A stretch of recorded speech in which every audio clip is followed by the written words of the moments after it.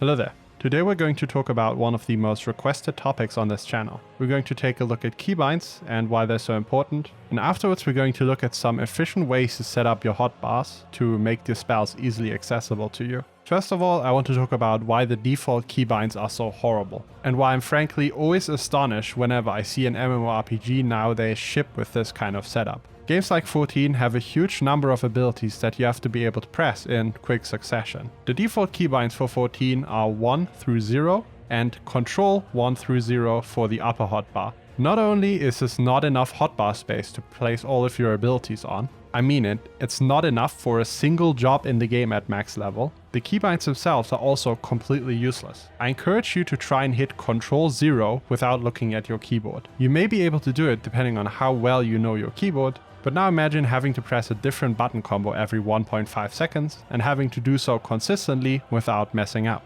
I get carpal tunnel just thinking about the default keybinds, and this is why many people revert to clicking abilities. And this works for the early game decently well. However, if you're interested in actually doing any harder content, it's a horrible habit to get into because there are two main issues with it. First of all, to quickly turn your camera in the game, you actually need your mouse. You hold right click and then swing around your camera. However, when you're clicking abilities, you have to use your mouse. So you're actually not able to press an ability and turn your camera at the same time. This may seem fine early on, but later on fights are gonna get more hectic, you're gonna have to look around, and the less you inhibit your view, the better. The next problem is that it actually makes you focus on your hotbar a lot, because to press buttons, you have to look at the ability to be able to move your mouse on top of it. That means your eyes will be glued to the hotbar 90% of the time, instead of looking at your character and what's happening there. Instead, what I'm going to give you now is my idea behind the keybinds that I use, which I think are going to work for a lot of people. The general philosophy that I followed setting up my keybinds is limiting my hand movement to as little as possible. I want to have every single ability that I use regularly within range without having to move my hand across the keyboard at all.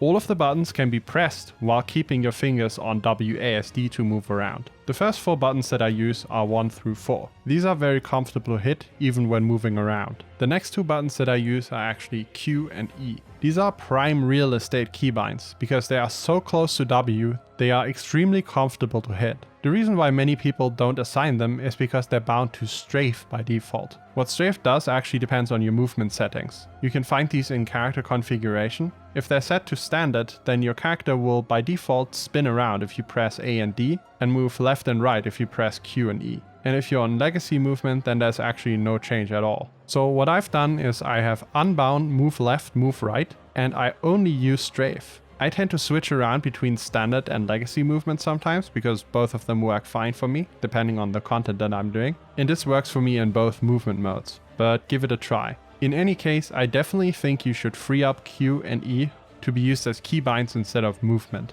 The next 2 buttons that I use are R and T. These 2 are still very natural to hit, with T actually being at the far edge of what I would consider using as a keybind. And the last 4 buttons that I use are F, C, X, Y. Now you may be wondering why I'm using Y instead of Z. That's because I'm using a German keyboard where the Z and Y keys are swapped. So if you're using a QWERTY keyboard, then this would be FCXZ for you. With these buttons in mind, we can already fill 1 hotbar. In 14, the most hotbars you're ever going to need for default actions is 3.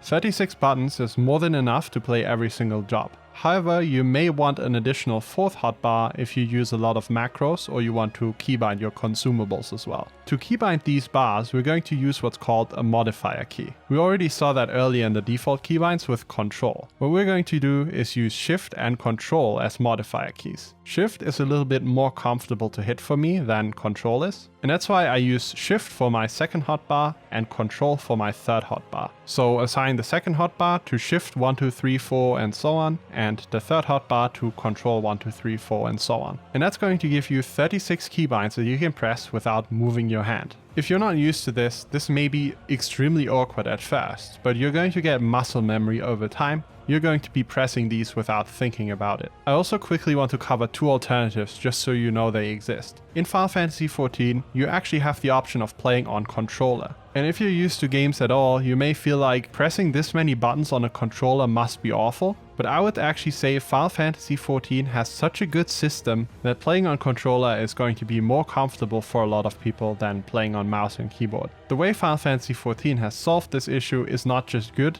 it is probably industry-leading new MMORPG standard. I was very skeptical before I tried it, but the game actually feels really good on controller. So if you struggle with keybinds, if your hands can't do it, then give that a shot. The alternative to that is a special MMORPG mouse. This kind of mouse has 12 buttons on the side that you can press. This corresponds exactly to the amount of abilities you can place on one hotbar. And so by using keyboard modifier keys, you can actually press a keyboard button in addition to a mouse button, and that way also have access to the 36 keybinds that you would need. These are also extremely popular, and I actually own one of these. And the only reason I don't use it is because I couldn't make myself practice it more. After years of playing like this, I'm simply too comfortable with my keyboard setup. I just thought I should mention these two options for you as well. Next up, I want to talk about how to set up your actions on the hotbar. If you're planning on playing multiple jobs in the game, it's a good idea to place similar abilities on the same keybinds. This way you can get muscle memory much faster and you're not confused when switching between jobs.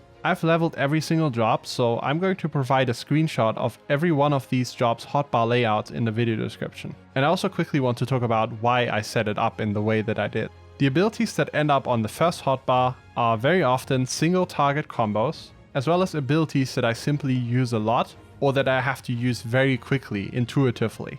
So that can be things like instant cast heals, shields, dashes, anything that would benefit a lot from being able to press it quickly with a lot of muscle memory. On the hotbar above that, I actually use Shift 1 through 4 for my AoE combo, right above my melee combo. So this way I know that I can press 1 for a single target attack and Shift 1 for an AoE attack. Outside of that, I use Shift for a lot of spender abilities. These are not time critical, I can use them at many points throughout the rotation, and I can think about the time that I want to use them in a little bit more. Outside of that, this is where I put abilities that I simply use less, because pressing the Shift combo will always be slightly more awkward than just pressing the button straight up. Finally, on my control modifier hotbar, which I considered the most awkward to hit, I use either very long cooldowns or abilities that I don't use very much at all. This is because I want to avoid using this modifier as much as possible. Here's a few other things you want to keep in mind whenever you position spells in your hotbar. First of all, group spells with similar function close together.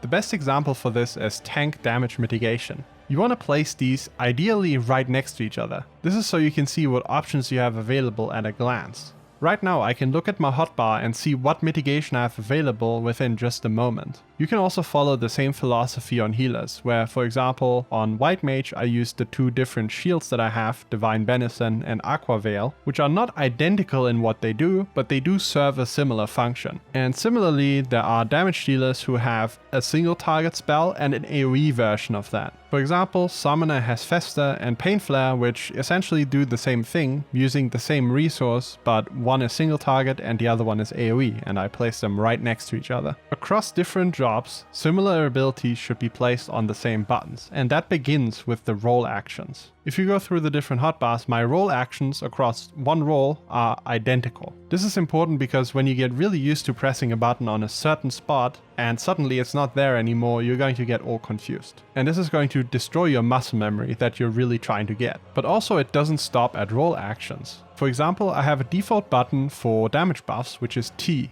And a little pet peeve of mine is that my movement abilities have to be on E. Over time you're going to develop something similar for different kinds of spells, and at that point it's safe to say that you have successfully gained muscle memory. If this video was helpful to you, then you should definitely leave a like. This way the YouTube algorithm will promote it a bit more and you get queued with fewer people who use the default keybinds, which is definitely something we should all strive for. Also, if you're already in the process of changing your settings, you should watch this video right here where I go over some more important settings for Final Fantasy XIV that have made the game a lot better for me. Thanks for watching, and I'll see you in the next one. Peace.